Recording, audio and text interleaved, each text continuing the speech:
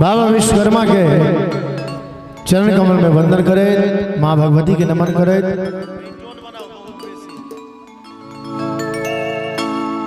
भगवान भोले शंकर के नमन करे, माँ भगवती के नमन करे। एत उपस्थित सब श्रोता के हम माधव राय प्रणाम करे छी, गोर लगे छी। आय हमरा लेल बहुत सौभाग्य के बाद जे सबसे पहल बेर विश्वकर्मा पूजा के अवसर पर अहाँ के बाबा चौक पर हमरा आबो के मौका भेटल। एहि के लेल जिनका हम सब डीजे बालकृष्ण जी के नाम से जाने छियन, बालकृष्ण जी के बहुत बहुत आभारी छियन जे कार्यक्रम में हमरा सबके बजेले। और सबसे पहले जिनका पूजा में आयल छी एक विश्वकर्मा भगवान के भजन सुनाबी जे कल रिलीज भेल, और किस देर भजन सुनाए पर तकर बाद जो अहाँ सबके आदेश हेतै, बालकृष्ण जी के आदेश हेतै तो सब तरह गीत अहाँ सबके सुनाएब।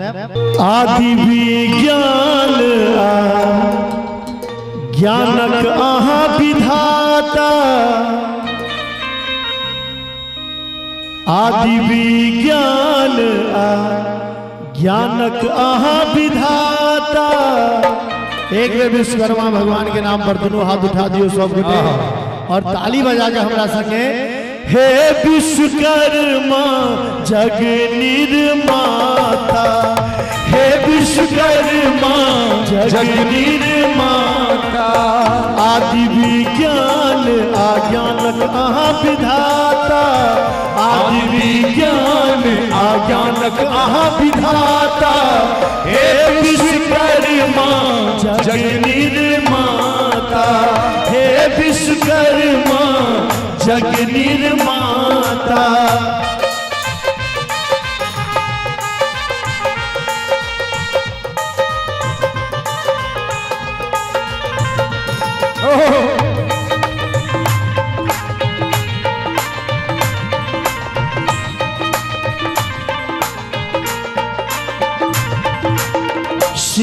शिल्पाचार्य परम उपकारी, रचल अहाँ के जग मनहारी। ओ रचल अहाँ के जग मनहारी। शिल्पाचार्य परम उपकारी, रचल अहाँ के जग मनहारी। सृजन विधि आ वेदक ज्ञाता, सृजन विधि आ वेदक ज्ञाता। हे विश्वकर्मा जग निर्माता, हे विश्वकर्मा जग निर्माता।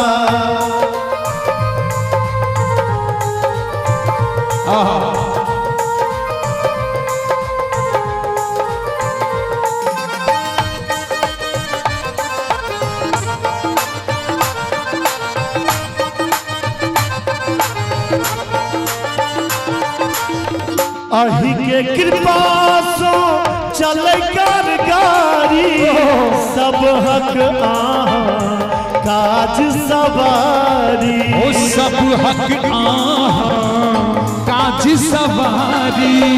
अहि के कृपा सो चले कारगारी, सब हक आहाँ काज सवारी।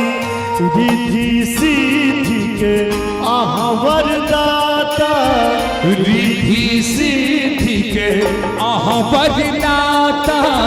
हे विश्वकर्मा जग निर्माता, हे विश्वकर्मा जग निर्माता।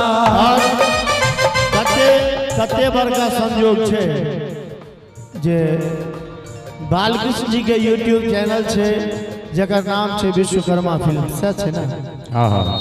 एक बेर बालकृष्ण जी ला जोरदार ताली बजा दियो सब गोटे। बहुत नाम छे, बहुत नाम कर रहल छे ते कम उम्र में। आदि विज्ञान अज्ञानक अहाँ विधाता, आदि विज्ञान ज्ञानक अहाँ विधाता। एक बार दोनों हाथ उठा दियो सब गोटे विश्वकर्मा पर और ताली बजा के हमरा संगे हे विश्वकर्मा जग निर्माता, हे विश्वकर्मा जग निर्माता।